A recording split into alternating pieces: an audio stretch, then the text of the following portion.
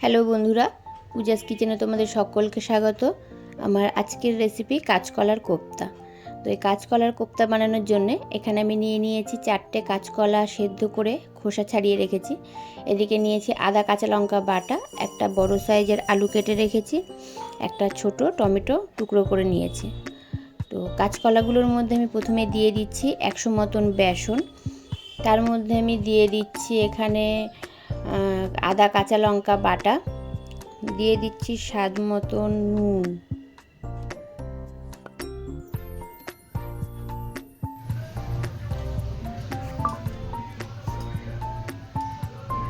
দিয়ে দিচ্ছি পরিমাণ মতন হলুদ গুঁড়ো, দিয়ে দিচ্ছি সামান্য পরিমাণে লঙ্কার গুঁড়ো, দিয়ে দিচ্ছি সামান্য কালো জিরে আর সামান্য পরিমাণে চিনি। সমস্ত উপকরণগুলো দিয়ে আমি ভালোভাবে মেখে নিচ্ছি কলাটার সাথে। এদিকে আমার মাখা হয়ে গেছে।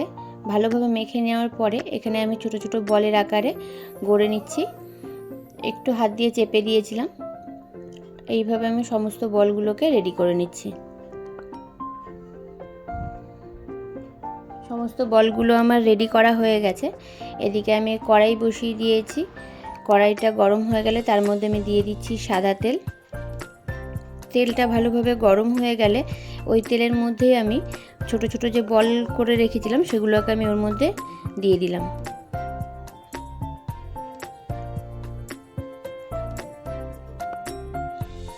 বলগুলো দিয়ে ভালোভাবে নাড়াচাড়া করে লাল লাল করে ভেজে আমি বলগুলোকে তুলে নিচ্ছি।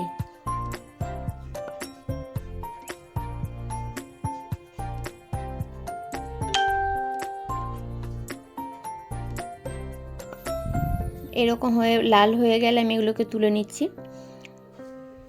এগুলো আমার ভাজা হয়ে গেছে। ওই তেলের মধ্যে আমি দিয়ে দিচ্ছি কেটে রাখা আলুটা। ওর মধ্যে দিয়ে দিচ্ছি আমি সামান্য পরিমাণে নুন, সামান্য পরিমাণে হলুদের গুঁড়ো। আলুর কালারটা যাতে সুন্দর হয় আর একটু নুন নুন ভেতরে আলুতে চলে যায়। তো আলুগুলো আমার লাল করে ভাজা হয়ে গেছে। এই সময় আমি আলুগুলোকে তুলে নিচ্ছি। তেলটা কিছুটা কমিয়ে ওর মধ্যে আমি ফোড়নে দিয়ে দিচ্ছি দুটো শুকনো লঙ্কা। লঙ্কাগুলোকে একটু ফাটিয়ে দিলাম যাতে তেলটা ছিটকে না যায়। ওর মধ্যে আমি দিয়ে দিচ্ছি দুটো তেজপাতা। ফোড়নের জন্য দিয়ে দিচ্ছি সাদা জিরে আর দিয়ে দিচ্ছি সামান্য পরিমাণে চিনি। চিনিটা দিলে কালারটা একটু ভালো আসে। মিশিয়ে নিয়ে এর মধ্যে আমি দিয়ে দিচ্ছি আদা কাঁচা লঙ্কা বাটা, দিয়ে দিচ্ছি 2 চামচ মতন জিরের গুঁড়ো, স্বাদ মতন লঙ্কার গুঁড়ো, পরিমাণ মতন হলুদ গুঁড়ো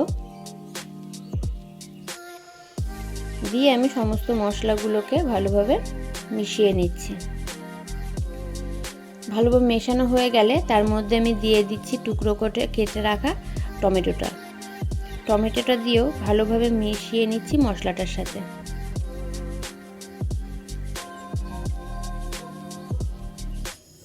মেশানো হয়ে গেলে এর মধ্যে আমি দিয়ে দিচ্ছি স্বাদ মতো নুন, সামান্য পরিমাণে চিনি,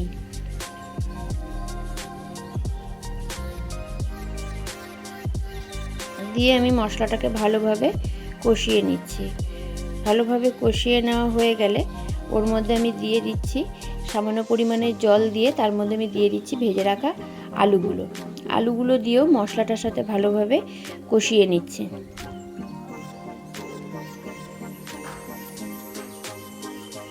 কষানো হয়ে গেলে এরপরে আমি দিয়ে দিচ্ছি এখানে পরিমাণ মতন জল।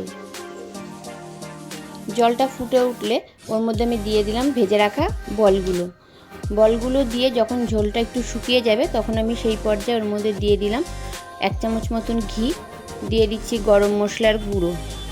তো এখানে রেডি আমাদের কাঁচকলার কোপ্তা।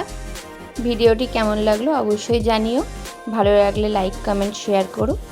Thank you. দেখা হবে নেক্সট ভিডিওতে।